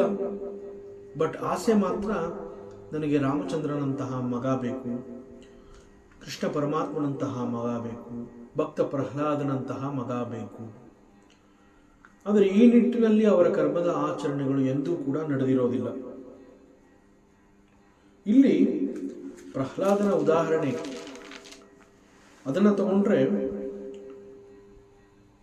ತಾಯಿಯ ಗರ್ಭದಲ್ಲಿದ್ದಾಗಲೇ ಪ್ರಹ್ಲಾದನಿಗೆ ನಾರದ ಮಹಾಮುನಿಯ ಜೊತೆ ಒಂದು ಸತ್ಸಂಗದ ಸಂಪರ್ಕ ಸಿಕ್ಕಿತ್ತು. ಆ ನಂತರದಲ್ಲಿ ಪ್ರಹ್ಲಾದನ ಜನನ. ಸೊ ಗರ್ಭದಿಂದಲೇ ಪ್ರಾರಂಭವಾದಂತಹ ಸತ್ಸಂಗ, ಅದರ ಮಹಿಮೆ ಎಷ್ಟಿತ್ತು ಅಂತಂದರೆ, ಆಫ್ಟರ್ ಪ್ರಹ್ಲಾದ ನಂತರದ 3 ಜನರೇಷನ್ಗಳು ಅಲ್ಲಿ ಮಹನೀಯರೇ ಹುಟ್ಟಿ ಬರ್ತಾರೆ. ಪ್ರಹ್ಲಾದನ ಮಗ ವಿರೋಚನ, ಅವನ ಮಗ ಮಹಾಬಲಿ ಮತ್ತು ಬಾಣಾಸುರ, ಇವರೆಲ್ಲ ಮಹನೀಯರುಗಳು. ಸೊ ಸತ್ಸಂಗಕ್ಕೆ ಇಷ್ಟು ದೊಡ್ಡ ಪವರ್ ಇದೆ. ಸತ್ಸಂಗದ ಮಹಿಮೆ ಅಂತಂದರೆ ಅದು ಇಂತಹ ಬದಲಾವಣೆಗಳನ್ನು ತಂದುಕೊಡುತ್ತೆ. ಹೇ ಉದ್ಧವ, ಅದು ಯಾವುದೇ ಯುಗವಾಗಿರಲಿ, ಪ್ರತಿ ಯುಗದಲ್ಲಿಯೂ ಕೂಡ ಸತ್ಸಂಗದ ಮೂಲಕವೇ ದೈತ್ಯರು ಅಂತಂದರೆ ರಾಕ್ಷಸರು, ಪಶು ಪಕ್ಷಿಗಳು, ಗಂಧರ್ವ, ಅಪ್ಸರೆಯರು, ನಾಗ, ಸಿದ್ಧರು, ಚಾರಣ, ಗುಹ್ಯಕರು, ವಿದ್ಯಾಧರರು ಮುಂತಾದ ಅನೇಕರು ನನ್ನನ್ನು ಹೊಂದೋದಕ್ಕೆ ಸಾಧ್ಯವಾಯಿತು. It is only because of ಸತ್ಸಂಗ. ಅದರಲ್ಲೂ ಸತ್ಸಂಗ ಅಂತಂದರೆ, ಸತ್ಸಂಗದಲ್ಲಿ ನಾರದ ಮಹಾಮುನಿಯ ಜೊತೆನೆ ಸತ್ಸಂಗವನ್ನು ಅವ್ರು ಮಾಡ್ತಾ ಇದ್ರು. ಸೊ ಮನುಷ್ಯ ತನ್ನಲ್ಲಿ ಬದಲಾವಣೆಯನ್ನು ತಂದುಕೋಬೇಕು ಅನ್ನುವಂತಹದ್ದಾದರೆ ಅದಕ್ಕಿರುವಂತಹ ಏಕೈಕ ಮಾರ್ಗ, ಇರುವಂತಹ ಒಂದೇ ಒಂದು ಉಪಾಯ ಅಂತಂದರೆ ದಟ್ ಈಸ್ ಸತ್ಸಂಗ. ಸತ್ಸಂಗ ಅನ್ನುವಂತಹದ್ದು ಮನುಷ್ಯನ ಮನಸ್ಸನ್ನ ಮತ್ತು ಈಗಾಗಲೇ ಮನಸ್ಸಿಗೆ ಅಂಟಿಕೊಂಡಿರುವಂತಹ ಅನೇಕಗಳನ್ನು ಅದು ಸರಿಪಡಿಸುತ್ತೆ. That is the power of satsang. ತಮೋ ಗುಣಿಗಳು ರಜೋಗುಣಿಗಳಾಗಿ ಬದಲಾಗ್ತಾರೆ. ರಜೋಗುಣಿಗಳು ಸತ್ವಗುಣಿಗಳಾಗಿ ಬದಲಾಗ್ತಾರೆ. That is the mahime of satsang. So ಸತ್ಸಂಗೇನ ದೈತ್ಯಹಿ, ಸತ್ಸಂಗದಿಂದ ದೈತ್ಯರುಗಳು ಕೂಡ ಬದಲಾವಣೆ ಹೊಂದೋದಕ್ಕೆ ಸಾಧ್ಯ. ಈ ವಿಚಾರವನ್ನು ಪರಮಾತ್ಮ ಉದ್ಧವನಿಗೆ ತಿಳಿಸ್ತಾನೆ. ಬಹವೋ ಮತ್ಪದಂ ಪ್ರಾಪ್ತ ಸ್ತಾಶ್ರ ಕಾಯದ ವಾದಯ ವೃಷಾಪರ್ವ ಬಲಿರ್ಬಾಣೋ ಮಯಶ್ಚಾತ ವಿಭೀಷಣ ಸುಗ್ರೀವೋ ಹನುಮಾನ್ ವೃಕ್ಷೋ ಗಜೋ ಗೃದೋ ವಣಿಕ್ಪತಃ ವ್ಯಾದಃ ಕುಬ್ಜಾ ವ್ರಜೇ ಗೋಪ್ಯೋ ಯಜ್ಞಪತ್ನ್ಯ ತಪತಾ ಪರೇ. ಹೀಗೆ ಅನೇಕರು ನನ್ನನ್ನು ಸತ್ಸಂಗದ ಪ್ರಭಾವದಿಂದಲೇ ಪಡೆದುಕೊಂಡರು. ಅವರಲ್ಲಿ ವ್ರತಾಸುರ, ಪ್ರಹ್ಲಾದ, ವೃಷಾಪರ್ವ, ಬಲಿ, ಬಾಣಾಸುರ, ಮಯಾದಾನವ, ವಿಭೀಷಣ, ಸುಗ್ರೀವ, ಹನುಮಂತ, ಜಾಂಬವಂತ, ಗಜೇಂದ್ರ, ಜಟಾಯು, ತುಲಾಧಾರ ವೈಶ್ಯ, ಧರ್ಮವ್ಯಾಧ, ಕುಬ್ಜೆ, ವ್ರಜದ, ಗೋಪಿಯರು, ಯಜ್ಞಪತ್ನಿಯರು, ಹೀಗೆ ಅನೇಕರು ಸತ್ಸಂಗದ ಕಾರಣದಿಂದ ನನ್ನನ್ನು ಹೊಂದೋದಕ್ಕೆ ಸಾಧ್ಯವಾಯಿತು. Only through sangatya, that is the association with the ಮಹಾಪುರುಷಾಸ್, ದ ವೈಸ್ ಪೀಪಲ್. ಅದು ಏನು, ಕೇವಲ ಕೆಲವೇ ಸಮಯದವರೆಗೆ ಅವರು ಇಂತಹ ಮಹನೀಯರ ಅಸೋಸಿಯೇಷನಲ್ಲಿ ಇದ್ದರು. ಆದರೆ ಅದರ ಪರಿಣಾಮ ಏನು, ಬಹಳ ದೊಡ್ಡ ಪರಿಣಾಮವನ್ನೇ ಅವರೆಲ್ಲ ಹೊಂದಿದ್ರು, ಭಗವಂತನನ್ನೇ ಹೊಂದೋ ಹಾಗಾಯಿತು. ಸೊ ಸತ್ಸಂಗ ಚೇಂಜ್ ದೇರ್ ಲೈಫ್ಸ್. ಹೇ ಉತ್ತಮ, ದೊಡ್ಡ ದೊಡ್ಡ ಪ್ರಯತ್ನಶೀಲ ಸಾಧಕರು, ಯತಿಗಳು, ಯೋಗ, ಸಾಂಖ್ಯ, ದಾನ, ವ್ರತ, ತಪಸ್ಸು, ಯಜ್ಞ, ಸ್ವಾಧ್ಯಾಯ, ಸನ್ಯಾಸ ಮುಂತಾದ ಮಾರ್ಗಗಳಿಂದ ನನ್ನನ್ನು ಪಡೆಯೋದಕ್ಕೆ ಸಾಧ್ಯ ಆಗಲಿಲ್ಲ. ಆದರೆ ಸತ್ಸಂಗ ಅನ್ನುವಂತಹ ಏಕೈಕ ಮಾರ್ಗದಿಂದ ಅನೇಕರಿಗೆ ನಾನು ಸಿಗೋ ಹಾಗಾಯಿತು. ಇನ್ಫ್ಯಾಕ್ಟ್ ಸತ್ಸಂಗ ಈಸ್ ವೆರಿ ಈಸಿ. ಅಕ್ರೂರ ಮತ್ತು ಅಣ್ಣ ಬಲರಾಮ ಅವರಿಬ್ಬರ ಜೊತೆ ನಾನು ಯಾವಾಗ ಮಥುರೆಗೆ ಬಂದೆ, ಆಗ ಗೋಪಿಯರಿಗೆ ನಾನು ಹೆಚ್ಚು ಪ್ರಿಯನಾಗಿ ಹೋದೆ. ಆ ಗೋಪಿಯರೆಲ್ಲ ಸದಾ ನನ್ನ ಜೊತೆಯಲ್ಲೇ ಇರ್ತಾ ಇದ್ದರು. ಆ ಗೋಪಿಯರು ನನ್ನಲ್ಲಿ ನಿಶ್ಚಲವಾದ ಪ್ರೇಮವನ್ನು ಇಟ್ಕೊಂಡಿದ್ರು. ಆ ಗೋಪಿಯರಿಗೆ ನಾನಲ್ಲದೆ ಬೇರೆ ಯಾರೂ ಬೇಕಿರಲಿಲ್ಲ. ಅನೇಕ ಗೋಪಿಯರಿಗೆ ನಾನು ಯಾರು ಅಂತ ಗೊತ್ತಿತ್ತು, ಮತ್ತೆ ಕೆಲವರಿಗೆ ನಾನು ಯಾರು ಅನ್ನುವಂತಹದ್ದು ಗೊತ್ತಿರಲಿಲ್ಲ. ಆದರೂ ಕೂಡ ಅವರಿಗೆ ನಾನು ಹೇಗೆ ಸಿಕ್ಕದೆ ಅಂತಂದರೆ, it is only because of the ಅನನ್ಯ ಭಕ್ತಿ ಅಂಡ್ ಪ್ರೇಮ. ಮತ್ತು ನನ್ನ ಸಹವಾಸದಲ್ಲಿ ಸದಾ ಅವರು ಇರ್ತಾ ಇದ್ರು. ಮಾಮೇಕಂ ಏವ ಶರಣಂ ಆತ್ಮಾನಂ ಸರ್ವದೇಹಿನಾಂ ಯಾಹಿ ಸರ್ವಾತ್ಮ ಭಾವೇನ ಮಯಾ ಸ್ಯಾಹ್ಯುಕುತಾ ಭಯಃ. ಹೇ ಉದ್ದವ, ಅದು ಪ್ರವೃತ್ತಿ ಮಾರ್ಗವಾಗಿರಬಹುದು ಅಥವಾ ನಿವೃತ್ತಿ ಮಾರ್ಗವಾಗಿರಬಹುದು. ಇಹ ಪರ ಎಲ್ಲ ಕರ್ಮಗಳನ್ನು ಪರಿತ್ಯಜಿಸಬೇಕಾಗುತ್ತೆ, ಎಲ್ಲ ಕರ್ಮಗಳನ್ನು ಬಿಟ್ಕೊಡ್ಬೇಕಾಗುತ್ತೆ. ಗೀತೆನಲ್ಲಿ ಪರಮಾತ್ಮ ಒಂದು ಕಡೆ ಹೇಳ್ತಾನೆ, ಸರ್ವಕರ್ಮಾನ್ ಪರಿತ್ಯಜ್ಯ. ಹೀಗೆ ಎಲ್ಲವನ್ನ ಬಿಟ್ಟುಕೊಟ್ಟು ಸಮಸ್ತ ಪ್ರಾಣಿಗಳ ಆತ್ಮಸ್ವರೂಪಿ ಏಕಮಾತ್ರ ಪರಮಾತ್ಮ ನಾನೇ ಅನ್ನುವಂತಹ ಸತ್ಯವನ್ನ ಮನಗಂಡು ಅವರುಗಳು ನನ್ನನ್ನು ಎಲ್ಲೆಲ್ಲಿಯೂ ಎಲ್ಲರಲ್ಲಿಯೂ ಅನನ್ಯ ಭಕ್ತಿ ಭಾವದಿಂದ ನನ್ನಲ್ಲಿ ಶರಣಾಗಬೇಕು. ಹಾಗೆ ಮಾಡಿದ್ರೆ ಆಗ ಅವರಿಗೆ ಯಾವುದೇ ರೀತಿಯ ಭಯ ಅನ್ನುವಂತಹದ್ದು ಇರೋದಿಲ್ಲ. ಪರಮಾತ್ಮನ ಉಪದೇಶದ ಸಂದರ್ಭದಲ್ಲಿ ಅರ್ಜುನನಿಗೆ ಕೂಡ ಅನೇಕ ರೀತಿಯ ಅನುಮಾನಗಳು, ಸಂಶಯಗಳು ಬರ್ತಾ ಇತ್ತು. ಅರ್ಜುನ ಕೂಡ ಮತ್ತೆ ಮತ್ತೆ ಪರಮಾತ್ಮನನ್ನ ಪ್ರಶ್ನೆ ಮಾಡಿ ಅವುಗಳೆಲ್ಲ ಉತ್ತರಗಳನ್ನು ತಿಳ್ಕೊತಾ ಇದ್ದ. ಎಕ್ಸಾಕ್ಟ್ಲಿ ಲೈಕ್ ದಟ್ ಇಲ್ಲಿ ಉದ್ಧವ ಕೂಡ ಅನೇಕ ರೀತಿಯ ಪ್ರಶ್ನೆಗಳನ್ನು ಮಾಡ್ತಾ ಇದ್ದಾನೆ. ಉದ್ಧವ ಹೇಳ್ತಾನೆ, ಹೇ ಪರಮಾತ್ಮ, ಯೋಗೇಶ್ವರೇಶ್ವರ, ನೀನು ಯೋಗೇಶ್ವರನಿಗೆ ಈಶ್ವರ,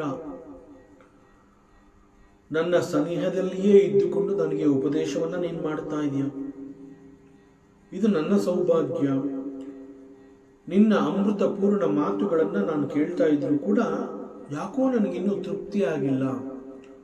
ಮತ್ತಷ್ಟು ಬೇಕು, ಮತ್ತಷ್ಟು ಬೇಕು ಅಂತ ಅನ್ನಿಸ್ತಾ ಇದೆ. ನನ್ನಲ್ಲಿ ಹುದುಗಿರುವಂತಹ ನಿವಾರಣೆ ಪೂರ್ಣವಾಗಿ ನನಗೆ ತೃಪ್ತಿಯನ್ನು ಕೊಡ್ತಾ ಇಲ್ಲ. ಕರ್ಮ ಮತ್ತು ಸನ್ಯಾಸ ಅಂತ ಹೇಳಿ ಆ ವಿಚಾರ ಬಂದಾಗ ನನ್ನ ಮನಸ್ಸು ಜಾರ್ತಾ ಇದೆ. ಕರ್ಮ ಮಾಡಬೇಕೋ ಬೇಡವೋ ಈ ವಿಷಯದಲ್ಲಿ ನನ್ನ ಬುದ್ಧಿಗೆ ಭ್ರಮೆ ಹಿಡಿದಿದೆ. ಯಾಕೆ ಅಂತಂದ್ರೆ ಕರ್ಮವನ್ನು ಮಾಡಬೇಕು ಅಂತ ಒಂದ್ ಕಡೆ ಹೇಳ್ತೀಯ, ಸನ್ಯಾಸವನ್ನು ಸ್ವೀಕರಿಸಬೇಕು, ಸರ್ವಧರ್ಮಾನ್ ಪರಿತ್ಯಜ್ಯ ಅಂತ ಹೇಳ್ತೀಯ. ಈ ವಿಚಾರದಲ್ಲಿ ಕರ್ಮ ಯಾವುದು, ಸನ್ಯಾಸ ಯಾವುದು? ನನ್ನ ಬುದ್ಧಿಗೆ ಭ್ರಮೆ ಹಿಡಿದಿದೆ. ಹೇ ಪರಮಾತ್ಮ, ದಯಮಾಡಿ ಈ ನನ್ನ ಸಂಶಯವನ್ನು ನೀನು ನಿವಾರಣೆ ಮಾಡು. ಕರ್ಮ ಮಾಡದೆ ಇರೋದಕ್ಕೆ ಸಾಧ್ಯವಾ? ಕರ್ಮ ಮಾಡದೆ ಸನ್ಯಾಸವನ್ನು ಸ್ವೀಕರಿಸೋದಕ್ಕೆ ಸಾಧ್ಯವಾ? ಇಂತಹ ಪ್ರಶ್ನೆಯನ್ನು ಉದ್ಧವ ಪರಮಾತ್ಮನಲ್ಲಿ ಮಾಡ್ತಾನೆ. ಶ್ರೀ ಭಗವಾನುವಾಚ ಸ ಏಷ ಜೀವೋ ವಿವರ ಪ್ರಸೂತಿ ಪ್ರಾಣೇನ ಘೋಷೇಣ ಗುಹಾಂ ಪ್ರವಿಷ್ಟಃ ಮನೋಮಯಂ ಸೂಕ್ಷ್ಮಮುಪೇತ್ಯ ರೂಪಂ ಮಾತ್ರ ಸ್ವರೋ ವರ್ಣ ಇತಿ ಸ್ತವಿಷ್ಟಃ. ಈ ಸಂದರ್ಭದಲ್ಲಿ ಉದ್ಧವ ಮಾಡಿರುವಂತಹ ಪ್ರಶ್ನೆ ಈಸ್ ವೆರಿ ಗ್ರೇಟ್.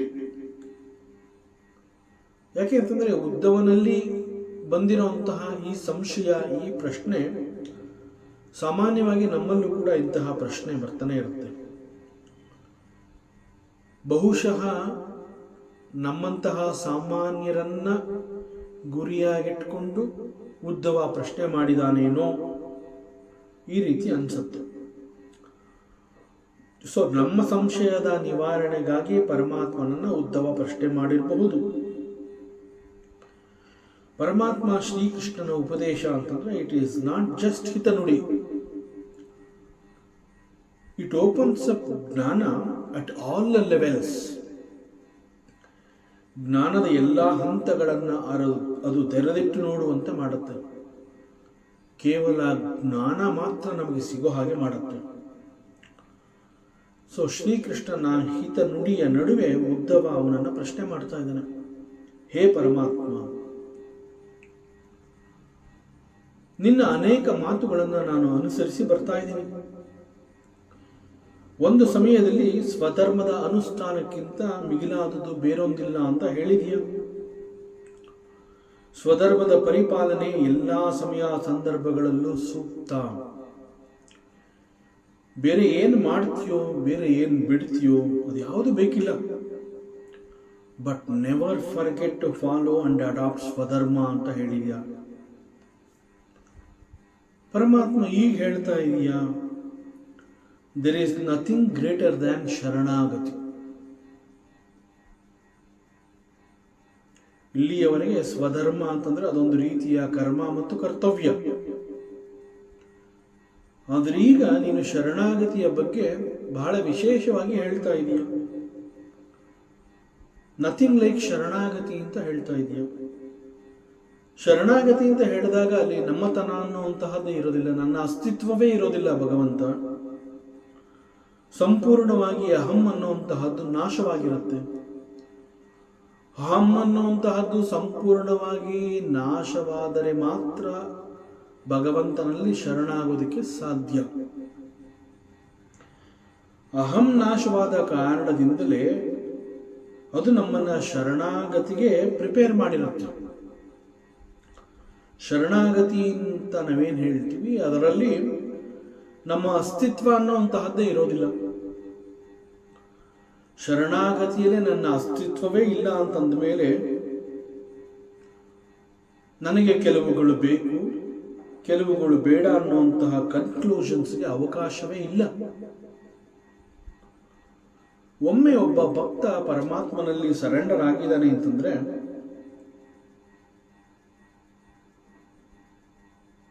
ಅಲ್ಲಿ ನಾವು ಎರಡು ಎಂಟಿಟಿಗಳನ್ನು ನೋಡೋದಕ್ಕೆ ಸಾಧ್ಯವೇ ಇಲ್ಲ. ಭಕ್ತ ಅಂಡ್ ಪರಮಾತ್ಮ ಅಂತ ಅಲ್ಲಿ ಎರಡು ರೀತಿಯಲ್ಲಿ ನೋಡೋದಕ್ಕೆ ಸಾಧ್ಯವೇ ಇಲ್ಲ. ಭಗವಂತನಲ್ಲಿ ಶರಣಾಗತಿಯನ್ನು ಹೊಂದಿದ್ದಾನೆ ಈ ಭಕ್ತ ಅಂತಂದಾಗ ಅಲ್ಲಿ bhakta is no more, he merges unto the lotus feet of the lord. ಭಗವಂತನಲ್ಲಿ ಅವನು ಒಂದಾಗಿ ಹೋಗಿದ್ದಾನೆ, ಅಲ್ಲಿ ಎರಡು ಎಂಟಿಟಿಗಳು ಇರೋದೇ ಇಲ್ಲ. ಡಿವೋಟಿ ಅಂತ ನಾವೇನು ಹೇಳ್ತೀವಿ, ಹಿ ಈಸ್ ಟೋಟಲಿ ಲಾಸ್ಟ್. ಇವೆಲ್ಲವನ್ನ ನೋಡಿದ್ರೆ ನೀನು ಹೇಳಿದಂತೆ ಸರೆಂಡರ್, ಶರಣಾಗತಿ ಈಸ್ ಅಲ್ಟಿಮೇಟ್. ಆದರೆ now I am confused.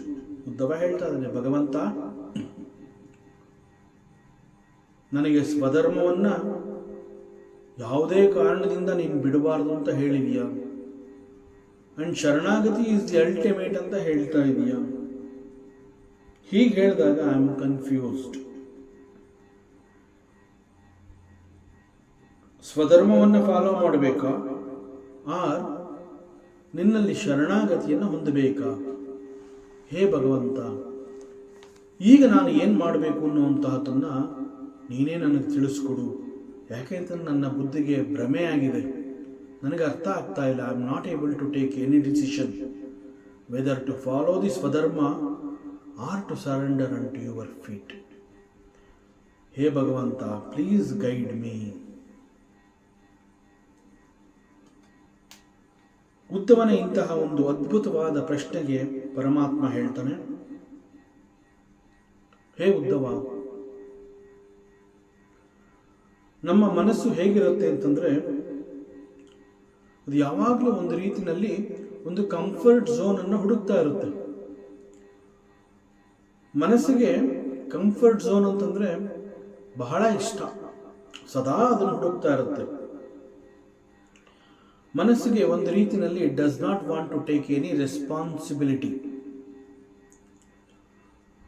ಸ್ವಧರ್ಮವನ್ನು follow ಮಾಡಬೇಕಾದ್ರೂ ಕೂಡ ಮನಸ್ಸು ಗಟ್ಟಿಯಾಗಿರಬೇಕು. ಯಾಕೆ ಅಂತಂದ್ರೆ ಇಲ್ಲಿ ಒಂದು ರೀತಿಯ ಕರ್ಮದ ಆಚರಣೆ, ಕರ್ತವ್ಯವನ್ನು ಮಾಡಬೇಕಾಗಿರುತ್ತೆ.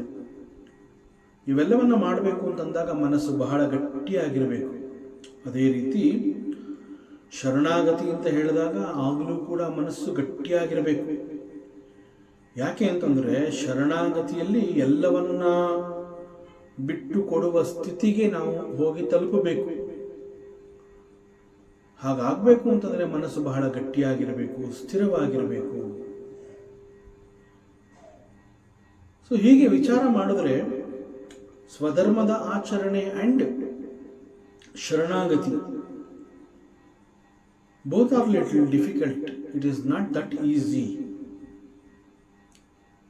ಪಕ್ವವಾದ ಮನಸ್ಸು ಮಾತ್ರ ಹೀಗೆ it can take a decision. ಸಾಮಾನ್ಯರಿಗೆ ಇದು ಇಂತಹ ಒಂದು ಆಯ್ಕೆ ಮಾಡ್ಕೊಳ್ಳೋದಕ್ಕೆ ಬಹಳ ಕಷ್ಟವಾಗುತ್ತೆ. ಯಾಕೆ ಅಂತಂದರೆ ಸಾಮಾನ್ಯವಾಗಿ ಮನುಷ್ಯನ ಮನಸ್ಸು ಅನ್ನುವಂತಹದ್ದು ಕಂಫರ್ಟ್ ಝೋನ್ನ ಸದಾ ಹುಡುಕ್ತಾ ಇರುತ್ತೆ. ಈ ಕಾರಣದಿಂದ ಕೆಲವರು ಏನು ಮಾಡ್ತಾರೆ, ಧ್ಯಾನದ ಮೊರೆಗೆ ಹೋಗ್ತಾರೆ. ಯಾಕೆಂತಂದರೆ in dhyana, in meditation it is very easy. ಅಲ್ಲಿ ಜವಾಬ್ದಾರಿ ಎನ್ನುವಂತಹದ್ದೇ ಇಲ್ಲ, ಅಲ್ಲಿ ರೆಸ್ಪಾನ್ಸಿಬಿಲಿಟಿನೇ ಇಲ್ಲ. ಸೊ ಧ್ಯಾನ ಅಂಡ್ ಮೆಡಿಟೇಷನ್ ಅಂತ ಹೇಳಿ ಸುಮ್ಮನೆ ಕೂತ್ಕೊಳ್ಳೋವಂತಹದ್ದು. So it is very easy. So ಕೆಲವರು ಏನು ಮಾಡ್ತಾರೆ, ಈ ಒಂದು ದೇ ಚೂಸ್ ದಿಸ್ ಪಾತ್. ಯಾಕೆಂತಂದರೆ meditation is not an act. ಅಲ್ಲಿ ಮಾಡೋವಂತಹದ್ದೇನೂ ಇಲ್ಲ. ಸೊ ಮಾಡೋವಂತಹದ್ದೇನೂ ಇಲ್ಲ ಅಂತಂದರೆ ದರ್ ಈಸ್ ನೋ ರೆಸ್ಪಾನ್ಸಿಬಿಲಿಟಿ. ಈ ರೀತಿ ಪ್ರಶ್ನೆ ಬಂದ ಕಾರಣದಿಂದ ಪರಮಾತ್ಮ ಬಹಳ ಅದ್ಭುತವಾಗಿ ಉದ್ಧವನಿಗೆ ವಿಚಾರವನ್ನು ತಿಳಿಸ್ತಾನೆ. ಇಲ್ಲಿ ಉದ್ಧವನಿಗೆ ಭಗವಂತ ವಿಚಾರವನ್ನು ತಿಳಿಸ್ತಾ ಇರುವಂತಹ ಈ ಸಂದರ್ಭದಲ್ಲಿ ಭಗವಂತ ಪರಾಪಶ್ಯಂತಿ ಮಧ್ಯಮ ವೈಖರಿ ಈ ವಿಷಯಗಳ ಸುತ್ತ ಮಾತನಾಡ್ತಾ ಇದ್ದಾನೆ. ನಾವು ಯಾವಾಗ ಮಾತನಾಡ್ತೀವಿ ಆಗ ನಮ್ಮಿಂದ ಹೊರಬಂದಂತಹ ಪದಗಳ ಉಚ್ಚಾರಣೆ, ಅಲ್ಲಿರುವಂತಹ ಏರಿಳಿತ, ಕೆಲವೊಮ್ಮೆ ಜೋರಾಗಿ ಹೇಳುವಂತಹದ್ದು, ಕೆಲವೊಮ್ಮೆ ಮೆಲ್ಲಗೆ ಹೇಳುವಂತಹದ್ದು, ಇವುಗಳಿಗೆ ಆದಂತಹ ಕೆಲವು ಪ್ರಾಮುಖ್ಯತೆ ಇದೆ. All these have very significant roles. Especially Sanskrit ಭಾಷೆ ಅಂತ ಹೇಳಿದಾಗ ಆ ಭಾಷೆಗೆ ಮತ್ತೊಂದು ಸರಿಸಾಟಿ ಇಲ್ಲ. ಎಲ್ಲಿ ಹೇಗೆ ಹೇಳಬೇಕು, ಎಷ್ಟು ಹೇಳಬೇಕು ಅದನ್ನು ಆ ರೀತಿಯಲ್ಲೇ ಹೇಳಬೇಕಾಗುತ್ತೆ. ಅಲ್ಲಿ ಸ್ವಲ್ಪವೇ ಬದಲಾದರೂ ಕೂಡ ಅಂತಂದರೆ ಸ್ವರ ಇತ್ಯಾದಿಗಳಲ್ಲಿ ವ್ಯತ್ಯಾಸ ಕಂಡು ಬಂದಾಗ ಅದರ ಸ್ವರೂಪವೇ ಬದಲಾಗಿ ಹೋಗುತ್ತೆ, ಅದು ಬೇರೆಯದೇ ಅರ್ಥವನ್ನು ಕೊಡುತ್ತೆ.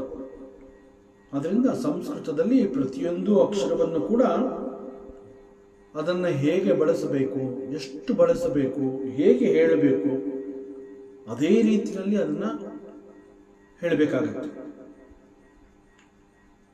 ಸೊ ಮಾತನಾಡುವಾಗ ಬರುವಂತಹ ಪದಗಳ ಎಕ್ಸ್ಪ್ರೆಷನ್ ಇಟ್ ಈಸ್ ಕಾಲ್ಡ್ ವೈಖರಿ.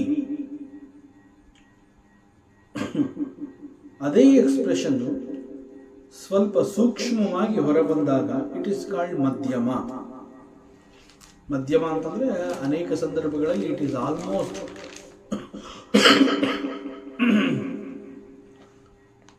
ವಿಸ್ಪರಿಂಗ್ ಅಂತ ನಾವೇನು ಹೇಳ್ತೀವಿ ಅಂತಂದರೆ ನಾವು ಮಾತನಾಡಿದ್ದು ಕೇವಲ ನಮಗೆ ಮಾತ್ರ ಕೇಳಿಸುವಂತಹದ್ದು. ಸೊ ಅನೇಕ ಸಂದರ್ಭಗಳಲ್ಲಿ ನಾವು ರಿಲ್ಯಾಕ್ಸ್ ಮಾಡ್ಕೊಳ್ಳುವಂತಹ ಸಂದರ್ಭದಲ್ಲಿ ಅಥವಾ ನಮ್ಮ ಪರ್ಸನಲ್ ವರ್ಕ್ ಮಾಡುವಂತಹ ಸಂದರ್ಭದಲ್ಲಿ we almost talk to our self. ನಾವು ನಮ್ಮೊಂದಿಗೆ ಮಾತನಾಡ್ಕೋತೀವಿ. ನಾವು ಮಾತನಾಡ್ಕೊಳ್ತಾ ಇರೋವಂತಹದ್ದು ಬೇರೆ ಯಾರಿಗೂ ಕೂಡ ಗೊತ್ತಾಗೋದಿಲ್ಲ. ನಮ್ಮ ಜೊತೆ ನಾವೇ ಮಾತನಾಡಿಕೊಂಡು ನಿಧಾನವಾಗಿ ಒಂದು ಸಮಾಧಾನ ಸ್ಥಿತಿಗೆ ನಾವು ಬರ್ತೀವಿ. ದಿಸ್ ಈಸ್ ಕಾಲ್ಡ್ ಮಧ್ಯಮ. ಬಟ್ ಕೆಲವೊಂದು ಸಂದರ್ಭದಲ್ಲಿ ವಿ ಆಲ್ಸೋ ಚಾಂಟ್ ಸಮ್ ಮಂತ್ರಾಸ್. ಕೆಲವು ಮಂತ್ರಗಳ ಉಚ್ಚಾರಣೆ, ಮಂತ್ರಗಳ ಪಠಣವನ್ನು ಮಾಡ್ತೀವಿ. ಕೆಲವು ಮಂತ್ರಗಳನ್ನು ಪಠಣ ಮಾಡಿದ ನಂತರ ಕೂಡ ನಾವು ಶಾಂತರಾಗ್ತೀವಿ. ಆಗಲೂ ಕೂಡ ಆ ಮಂತ್ರಗಳು ಕೇವಲ ನಮಗೆ ಮಾತ್ರ ಕೇಳಿಸುತ್ತೆ. ದಟ್ ಈಸ್ ಕಾಲ್ಡ್ ಮಧ್ಯಮ. ಸ ಯೇಷೋ ಜೀವ ವಿವರ ಪ್ರಸೂತಿ. ಪರಮಾತ್ಮ ಹೇಳ್ತಾನೆ, ಮಂತ್ರಗಳ ಉಚ್ಚಾರಣೆಯಾದಾಗ ಅದು ವೈಖರಿಯಾಗಿದ್ದ ಪಕ್ಷದಲ್ಲಿ, if it is at the level of vaikhari or at the level of madhyama, ಆಗೇನಾಗುತ್ತೆ, ಅದು ವೈಖರಿಯಾಗಿರಬಹುದು ಆರ್ ಮಧ್ಯಮ ಆಗಿರಬಹುದು. ಒಟ್ಟಿನಲ್ಲಿ ಆ ಸಮಯದಲ್ಲಿ you are constantly engaged in repeating the Lord's name. ಭಗವಂತನ ನಾಮ ಸ್ಮರಣೆ, ನಾಮ ಜಪ ಅನ್ನುವಂತಹದ್ದು ನಡೀತಾ ಇರುತ್ತೆ. ಹೀಗೆ ಪರಮಾತ್ಮನ ನಾಮ ಜಪ ಮಾಡ್ತಾ ಮಾಡ್ತಾ it picks up the intensity ಅಂತಂದ್ರೆ ಅಲ್ಲಿ ಒಂದು ತೀವ್ರತೆ ಎನ್ನುವಂತಹದ್ದು ಉದ್ಭವವಾಗುತ್ತೆ.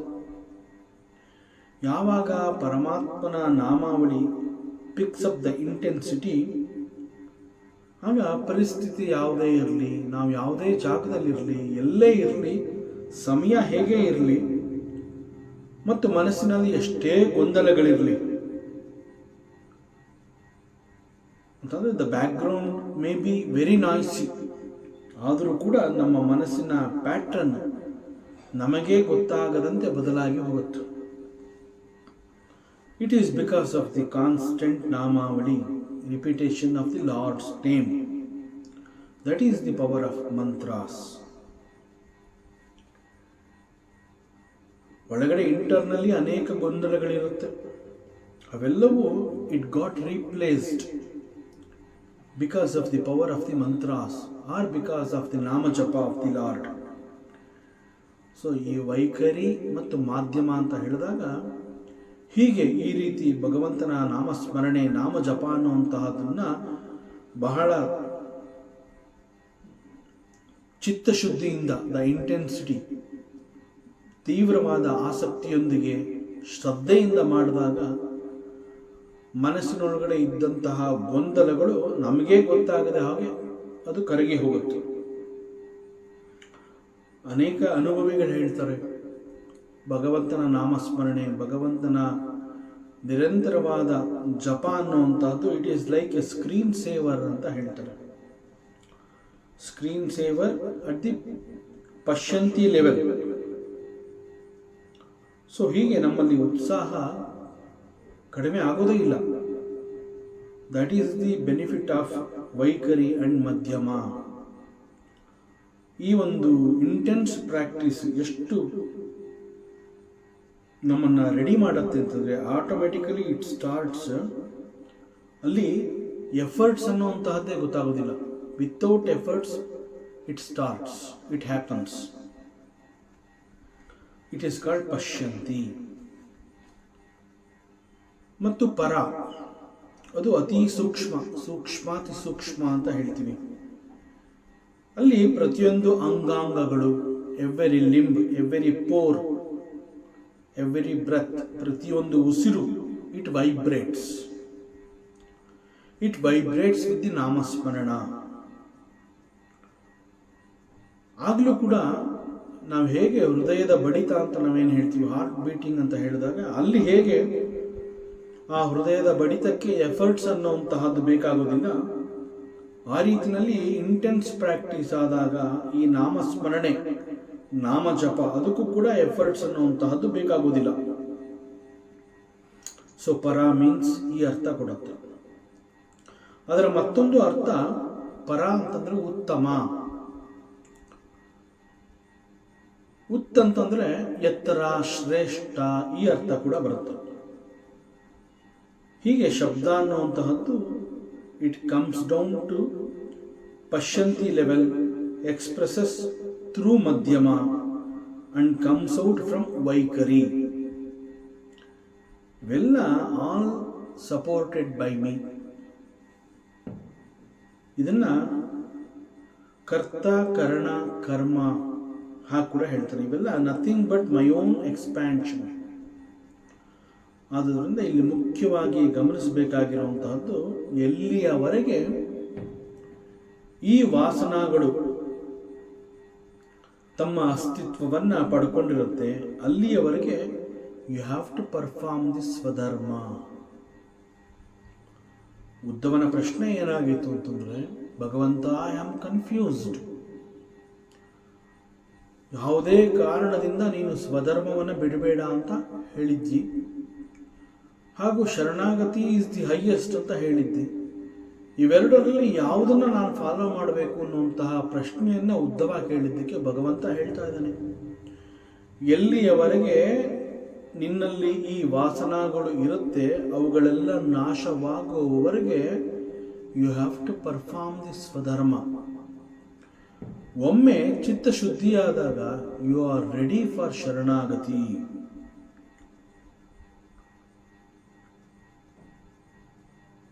ಸೊ ಈ ಕರ್ತ, ಕರಣ ಅಂಡ್ ಕರ್ಮ all belongs to the supreme, and that supreme is me alone. So ಸ್ವಧರ್ಮ ಅಂತಂದ್ರೆ ಅದನ್ನ ಸುಲಭವಾಗಿ ಅರ್ಥ ಮಾಡ್ಕೋಬೇಕು ಅಂತಂದ್ರೆ, ಯಾವ ಒಂದು ಕರ್ಮವನ್ನ ಮಾಡೋದ್ರಿಂದ ಅದು ನನಗೆ ಕೂಡ ತೃಪ್ತಿಯನ್ನ ಕೊಡುತ್ತೆ ಹಾಗೂ ಇತರರಿಗೂ ಅದು ಹಿತಕಾರಿಯಾಗಿರುತ್ತೆ. That can be understood as ಸ್ವಧರ್ಮ.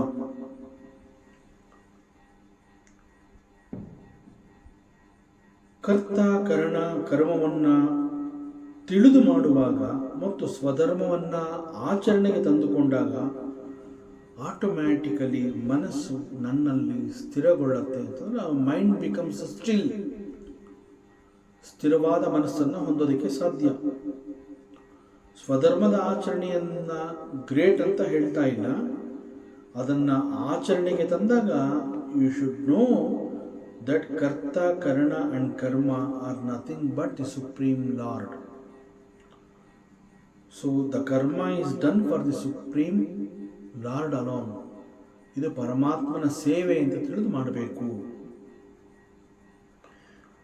ಅನ್ಯಾನ್ ಧರ್ಮಾನ್ ಪರಿತ್ಯಜ್ಯ, ನಿನ್ನದಲ್ಲದ ಅನೇಕ ಧರ್ಮಗಳನ್ನು you give it up.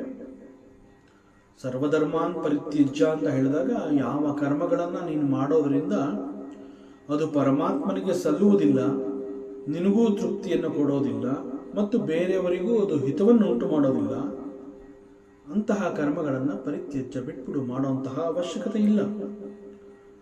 Because they are ನಿನ್ನದಲ್ಲದ ಕರ್ಮಗಳು. ನಿನ್ನದಲ್ಲದ ಅನೇಕ ಧರ್ಮ ಕರ್ಮಗಳನ್ನು ಗಿವ್ ಇಟ್ ಅಪ್, ಅದನ್ನು ನೀನು ಮಾಡೋ ಅವಶ್ಯಕತೆ ಇಲ್ಲ. ಬಿಕಾಸ್ ಇಟ್ ಈಸ್ ಅನ್ಯ ಧರ್ಮ.